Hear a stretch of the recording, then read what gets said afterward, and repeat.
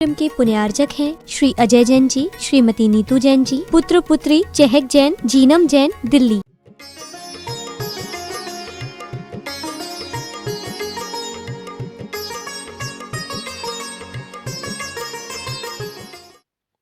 लेकिन आचार्यों ने कहा है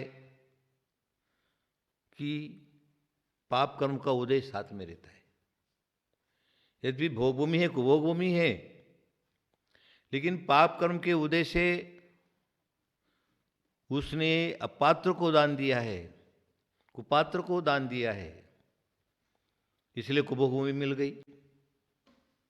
वहां क्या होता है, जो सुभोगभूमि में खाने की व्यवस्था है वहां कुभोगभूमि में खाने की व्यवस्था नहीं है। वहां पर मिट्टी खाता है आदि आदि।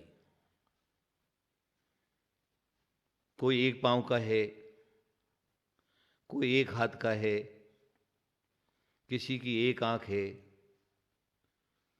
कोई हाथी की सूंड की तरह नाक है जिसकी, हाथी के कान सरीखे कान है। ऐसा लेगा वो कान को बिछा भी लेवे और ओढ़ भी लेवे, इतने बड़े बड़े कान रहते हैं। और अनेक प्रकार के अंडे, अनेक प्रकार के हुंडक संस्थान वाले कुभोग भूमि में जीव रहते हैं और वहां से भवनवासी बनकर ज्योतिष आदि में उत्पन्न हो जाएंगे, फिर संसार में चले जाएंगे। संसार से मुक्ति नहीं मिलती उनको, दुर्गति ही दुर्गति फिर जाकर के हो जाता है। लेकिन सदपात्र है उनके लिए ऐसी बात नहीं है।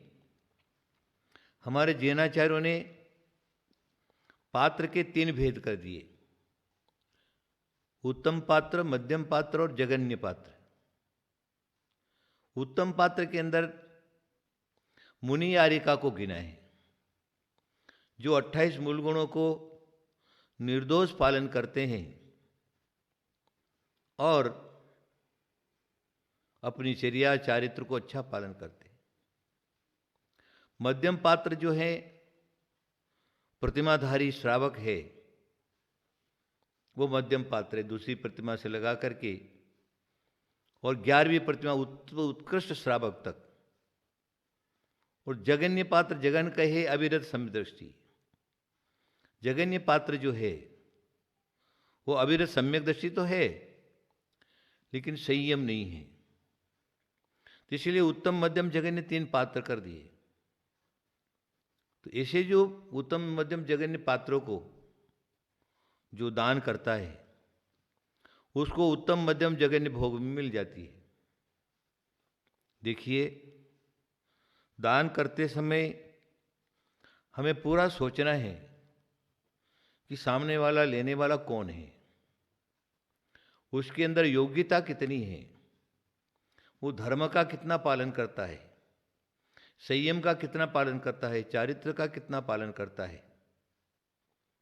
तो हमारे जैनाचार्यों ने उसको कह दिया है मिथ्या दृष्टि है, अज्ञानी है, पापी है, मध्यमांस मधु का भोगी है, इस प्रकार का बीड़ी, सिगरेट, तंबाकू, पान, पराग, गुटखा आदि आदि खाने वाला है, जो घर से विरत तो हो गया, घर बार तो उसने छोड़ दिया, लेकिन खोटे तपों में पड़ गया, खोटा तप करता है और संयम से तप नहीं है। इस प्रकार का जो जीव है वो दान लेने के योग्य नहीं है। नहीं तो क्या होता है, अगर हमने कुपात्र को दान दे दिया तो मार्ग सही नहीं बताता, उसका मार्ग सही नहीं होता, उसके जीवन में और कष्ट आ जाता है। हम अपनी संपत्ति का हमें सदुपयोग करना है, दुरुपयोग करना नहीं करना है। संपत्ति का अगर हमने दुरुपयोग किया, हमने इतना मुश्किल से तो संपत्ति कमाया और दान भी दे रहे, लेकिन दान देने के बाद भी अगर उसका फल कुछ नहीं होता है, पेड़ लगाए और पेड़ में फल नहीं है तो क्या फायदा निकला। ये पपीते देखते हैं ना आप, पपीते के पेड़ रहते हैं, तो सारे के सारे पपीता के पेड़ फल नहीं देते। उसमें एक आधा पपीता ऐसा भी रहता है जिस पर फूल तो आता है लेकिन फल नहीं लगता। तो ऐसा अगर हमने पेड़ लगाया और उसमें फल नहीं आया तो पेड़ लगाने का कुछ भी फायदा नहीं रहता है। इसलिए हमें दान तो करना है, लेकिन सामने वाले को देखना है कि वो कैसा है। देखिए, दान की जहां पर बात चर्चा की है, तो आहार दान, औषध दान, शास्त्र दान, अभय दान, इस प्रकार 4 प्रकार के दान बताए। तो अगर हमारी संपत्ति को, हमारे पैसे को हमने अच्छी जगह नहीं दिया, मिथ्यादर्शी अज्ञानी को दे दिया, पापी को दे दिया, तो लकड़ी की नाव की तरह नहीं है, पत्थर की नाव की तरह है। पत्थर की नाव है और उसके अंदर बैठ गए तो आप डूबो पांडव, ले डूबो यजमान। स्वयं डूबता है, यजमान को भी डुबा देता है। मेरे को एक दृष्टांत याद आता है, दृष्टांत शास्त्र जहां पर भी हैं, कहानियां हैं। क्या होता है, एक सेठ जो है किमिच्छिक दान करता था। किमिच्छिक दान किसको कहते? जो मांगे जिसको उसी को दे देता। दान तो करना है, लेकिन किसको देना है वो उसको विवेक नहीं था। बहुत संपत्ति थी, बहुत संपत्ति, बहुत संपत्ति, कभी भी दान के लिए पीछे हाथ नहीं करता था। लेकिन यहां पर विवेक की परम आवश्यकता थी कि जब हम इसको धन दे रहे, तो ये धन का सदुपयोग करेगा कि दुरुपयोग करेगा। तो क्या हुआ, उनकी यहां एक धीवर जो है पहुंच गया। धीवर जानते आप, जो मछली पकड़ करके बाजार में मछलियों को बेचता है, मछली मार करके अपना जीवन निर्वाह करता है, उसको धीवर कहते हैं। तो मछली मारेगा तो पाप ही करेगा ना, क्योंकि जीवों की हिंसा होगी। तो वो वहां पर पहुंच गया। सेठ जी द्वार पर खड़े थे। अरे भाई तू क्यों आया? बोले मुझको कुछ न कुछ चाहिए। बोले क्या चाहिए? मुझको 1 रुपया दे दो सेठ, 1 रुपया। पहले 1 रुपये की बहुत कीमत हो जाया करती थी। या तो सोने का सिक्का रहता था और ये चांदी का सिक्का रहता था।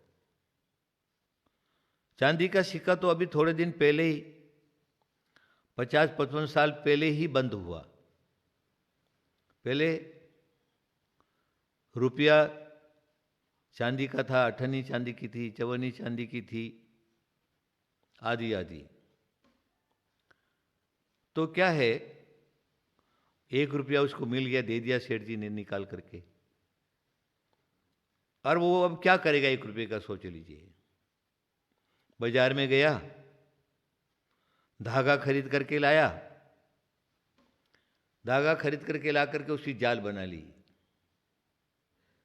अब जाल बना करके और नदी के किनारे रोज मच्छी मारना, बेचना। तो इधर क्या हुआ, वो सेठ ने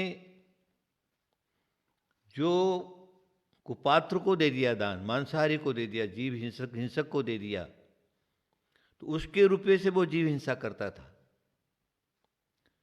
तो वो पाप किसको लग रहा था? सेठ जी को लग रहा था। अब यहां पाप का बोझ बढ़ गया, पुण्य का बोझ कम हो गया। तो धीरे धीरे क्या हुआ, सेठ जी की संपत्ति भी धीरे धीरे धीरे धीरे धीरे खत्म हो गई। उधर वो मछियारा था, पैसे वाला बन गया, मच्छी मारने का काम बंद कर दिया, दूसरा खोल दिया धंधा आदि आदि इस प्रकार कर दिया। अब सेठ जी की स्थिति ऐसी रह गई हो गई, सवेरे खाए तो शाम को नहीं और शाम को खाए तो सवेरे नहीं, दीनहीन अवस्था हो गई।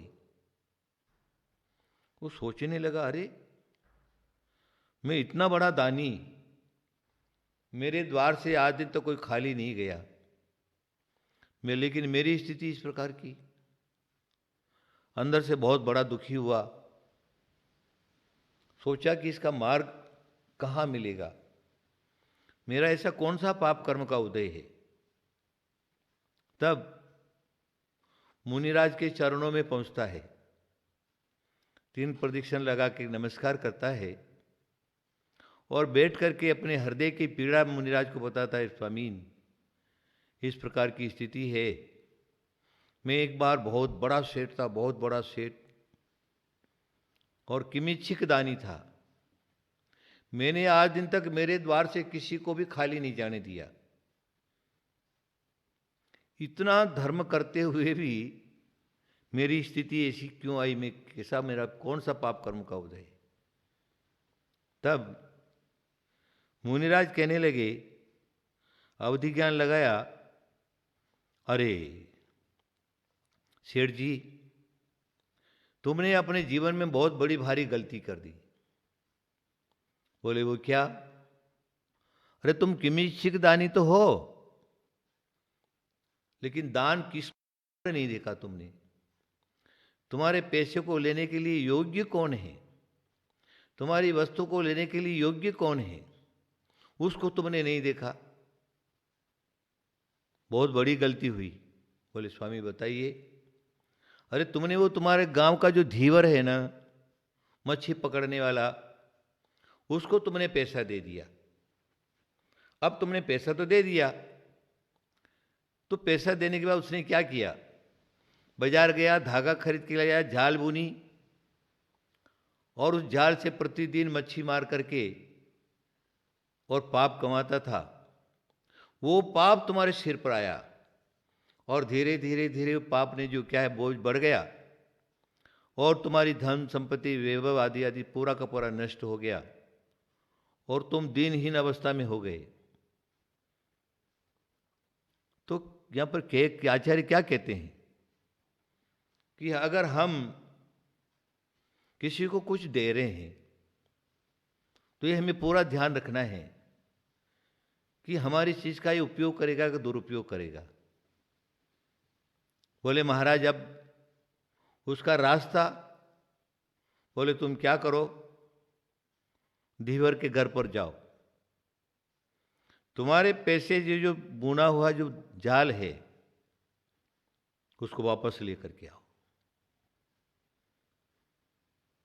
पापा श्रव कम हो जाएगा, तुम्हारा रास्ता वापस खुल जाएगा, तुम वापस जैसे के तैसे हो जाओगे।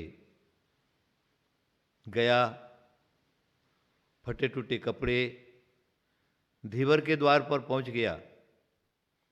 धीवर ने पहचान लिया उसको, अरे रे सेठ जी, सेठ जी, सेठ जी, ये क्या, आज हमारे द्वार पर क्यों आ गए, क्या ऐसा संकट पड़ गया, और आपकी तो हालत बहुत खराब दिख रही है। वो कहने लगा, अरे देख भाई, ये पाप तो हो गया है, मैं तेरे से कुछ मांगने के लिए आया हूं, तू देगा क्या? बोले, हाँ, ये तो सारा आप ही का वैभव है ना, आप मांगो। तो बोले, देख भाई, वो जो सामने जाल लटकी हुई है ना, वो जाल मेरे को दे दे।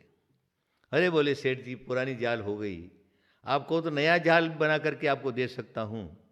नहीं नहीं, हमको नया नहीं चाहिए, हमको तो वापस वो ही चाहिए। अपनी जाल को वापस लेकर के आते, उसके जाल से होने वाला जो पाप कर्म है वो धीरे धीरे समाप्त होता है और फिर उसका पुण्य बढ़ने लगता है, सेठ जी की स्थिति बराबर हो जाती। ये मैंने कहानी आपके मनोरंजन के लिए नहीं सुनाई है, अभी आपको ये समझना है कि आप क्या करेंगे। आपके पास धन संपत्ति आदि आदि सारा का सारा है। यद्यपि दान देने के लिए, परोपकार करने के लिए मार्ग बताया है, हम मार्ग का अनुसरण करना है, मार्ग के अनुसार चलना है। लेकिन यहाँ पर कहते हैं जैनाचार्य, तुम क्या करो, दान देते समय पूरा का पूरा ध्यान दो। उत्तम मध्यम जघन्य पात्र में उत्तम वस्तु दो। अगर तुम्हारे द्वार पर कोई भूखा आया है तो उसको भोजन खिला दो। अगर कोई गरीब है, उसके पास कुछ नहीं है, उसका घर नष्ट हो गया है, तो तुम्हारे पास पैसा है, तुम उसका घर बनवा दो। उसके पास व्यापार नहीं है तो व्यापार में लगा दो। कपड़े नहीं है तो कपड़ा दिला दो। तो क्या होगा? दो, लेकिन पैसा उसको मत दो। भूखा है तो उसको रोटी खिलाना हमारा धर्म है। दयादत्ती दान जो है, दानों के भेद जहां पर किए हैं, वहाँ दयादत्ती दान है। पुत्र को, दत्तक पुत्र को दान करना है, कन्यादान है और दयादत्ती दान है। यहाँ पर दयादत्ती कहते हैं परोपकार। जो लोग हैं, जीव हैं, अपने पाप कर्म के कारण जो दुखी हैं, उनको मार्ग में लगा देना, उनको सहायता कर देना।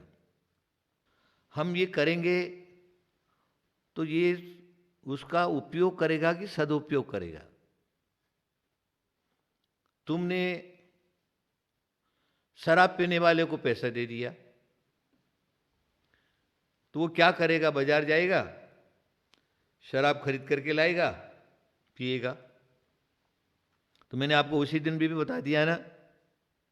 हाँ, शराब पीने वाला, उसकी हमेशा दुर्गति होती है। स्वयं का जीवन नष्ट करता है और जीवन में पाप ही पाप कमाता है।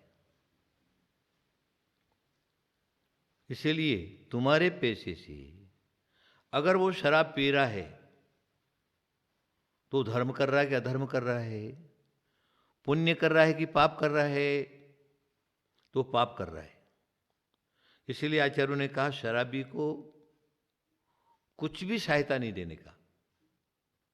सहायता करना है तो इस प्रकार की सहायता करो ताकि वो शराब छोड़ देवे। शराब छोड़ देवे, अपने परिवार का पालन करे और अच्छी तरह से रहे।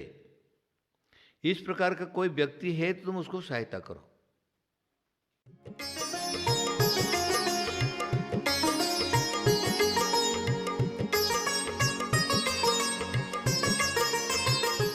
इस कार्यक्रम के पुण्यार्चक थे श्री अजय जैन जी, श्रीमती नीतू जैन जी, पुत्र पुत्री चहक जैन, जीनम जैन, दिल्ली। आगम की वाणी को जन जन तक पहुंचाने वाला आगम वाणी